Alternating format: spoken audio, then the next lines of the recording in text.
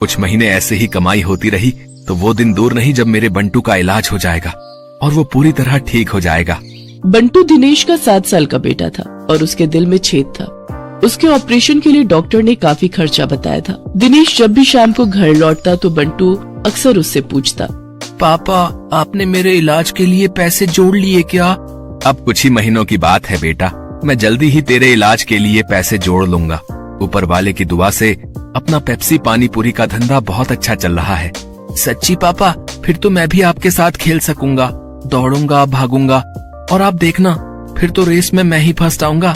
दिनेश की बीवी संध्या जब भी अपने बेटे को ये कहते सुनती तो वो कहती, तू बिल्कुल भी परेशान मत हो बंटू, मैं रोज मंदिर जाकर तेरे ठीक होने के लिए भगवान से प्रार्थना करती हूँ। तू देखना भगवान तुझे बहुत जल्द ठीक कर देंगे।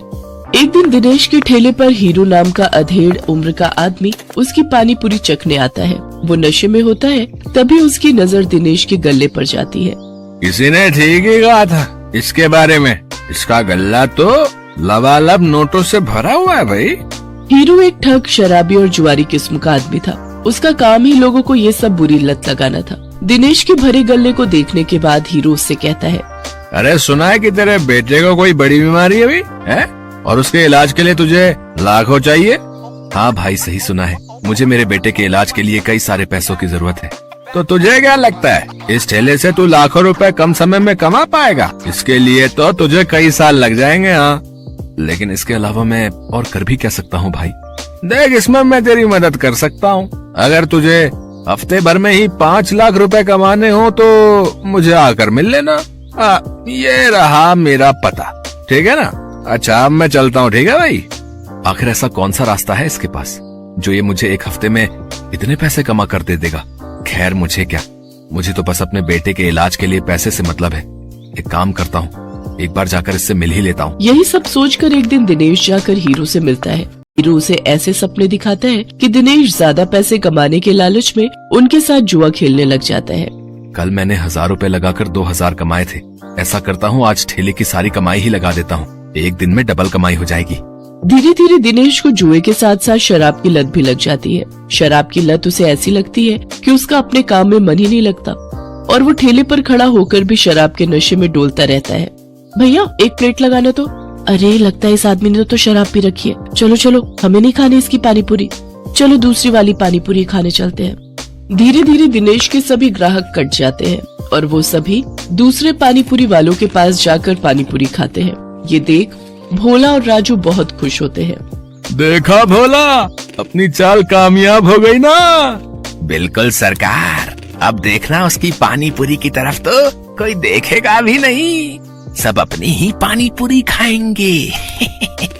कुछ दिन ऐसे ही बीतते जाते हैं। अपने धंधे को मंदा देख दिनेश शराब और जुए की लत में और डूब जाता है और उसका बचा खुचा धंधा भी चौपट हो जाता है। ये सब देख संध्या और बंटू बहुत दुखी होते हैं। फिर बंटू अपनी माँ से कहता है, माँ अब तो मैं कभी भी ठीक नहीं हो पाऊंगा ना, पापा तो अब सारे पैसे शराब और जुए में ही उड़ा देते हैं। तू परेशान मत हो मेरे लाल, बस ऊपर वाले पर भरोसा रख, एक दिन सब कुछ ठीक हो जाएगा। सारा दिन नशे में धुत रहने और धंधा चौपट होने के कारण दिनेश के घर में खाने पीने के भी लाले पड़ जाते हैं। माँ अब तो घर में खाने के लिए भी कुछ नहीं बचा, अब तो लगता है भूख से ही हम सब मर जाएंगे। ऐसा नहीं कहते मेरे बच्चे, सुख दुख तो जीवन का हिस्सा है। आज बुरा वक्त आया है, कल अच्छा वक्त भी आएगा। ऐसे ही कुछ समय और बीत जाता है। फिर एक दिन उस बाजार में एक आदमी आता है जो सबको पर्चे बांट रहा होता है। तभी वो दिनेश के ठेले पर आता है। अरे सुनो भाई, पेप्सी पानीपुरी वाले, हमारे सेठ मंगल राम चाट भंडार वाले की तरफ से एक प्रतियोगिता होने जा रही है जिसमें सभी चाट वालों के बीच कंपटीशन होगा। जो भी इस प्रतियोगिता को जीतेगा उसे पूरे 5 लाख इनाम और साथ ही हमारे मशहूर मंगल राम चाट भंडार वाले बाजार में एक स्टॉल भी लगाने को मिलेगा। मंगल राम चाट भंडार बाजार, वहाँ तो बड़े बड़े लोग आते हैं चाट खाने के लिए। अरे तभी तो कह रहा हूँ, अगर जीत गए तो रोज की अच्छी खासी कमाई होगी और 5 लाख मिलेंगे वो अलग। मंगल राम चाट भंडार कोई ऐसी वैसी जगह नहीं थी, बल्कि शहर का फेमस चाट बाजार था जहाँ शहर के बड़े बड़े लोग चाट खाने आते थे और कई टूरिस्ट भी वहाँ आते थे। उस बाजार में चाट लगाने वालों की अच्छी खासी कमाई होती थी। लेकिन ये सब बातें जानते हुए भी दिनेश उस प्रतियोगिता में कोई खास दिलचस्पी नहीं दिखाता।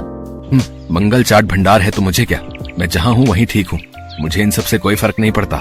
उधर भोला और राजू उस कंपटीशन के बारे में सुनकर आपस में कहते हैं, सुन भोला, इस कंपटीशन को तू जीते या मैं, मुझे कोई फर्क नहीं पड़ता, बस कोई और नहीं जीतना चाहिए। हाँ भाई, बस एक उस दिनेश का ही डर था, लेकिन वो तो हमारी कृपा से फेल हो चुका है, तो अब हम दोनों के अलावा उस कंपटीशन को कोई जीत ही नहीं सकता। अगले दिन हीरो भोला और राजू से मिलने आता है। क्यों भाई, मान गए ना मुझे? आखिर मैंने शराब और जुए की लत लगाकर उस दिनेश के धंधे को चौपट कर ही दिया भैया है। तुम्हारे एक बार कहने से ही तुम्हारे दुश्मन को कैसे ढेर कर दिया मैंने। अगर वो ढेर नहीं होता तो हमारा धंधा आबाद कैसे होता भाई? उसकी पेप्सी पानी पूरी ने तो हम लोगों का धंधा ही चौपट कर दिया था भाई। तभी उनकी ये सारी बातें दिनेश सुन लेता है और अपने किए पर उसको बहुत पछतावा होता है। मैं भी कितना बेवकूफ था जो इन पाखंडियों के झांसे में फंस गया और बर्बाद हो गया, लेकिन अभी भी कुछ नहीं बिगड़ा है। मैं इन सबको मजा चखाऊंगा, मैं इस प्रतियोगिता में हिस्सा जरूर लूंगा। यही बात मन में ठाने दिनेश उस चाट प्रतियोगिता में हिस्सा लेता है और अपनी पेप्सी वाली पानीपुरी की रेसिपी से इस कॉन्टेस्ट को जीत लेता है, जिससे उसे 5 लाख का इनाम मिल जाता है। साथ ही मंगल चाट भंडार में स्टॉल लगाने के लिए जगह भी। इनाम से मिले पैसों से वो अपने बेटे का इलाज करवाता है। बंटू पूरी तरह से ठीक हो जाता है और वो भी दूसरे बच्चों की तरह खेल कूद करने लगता है। दिनेश की पेप्सी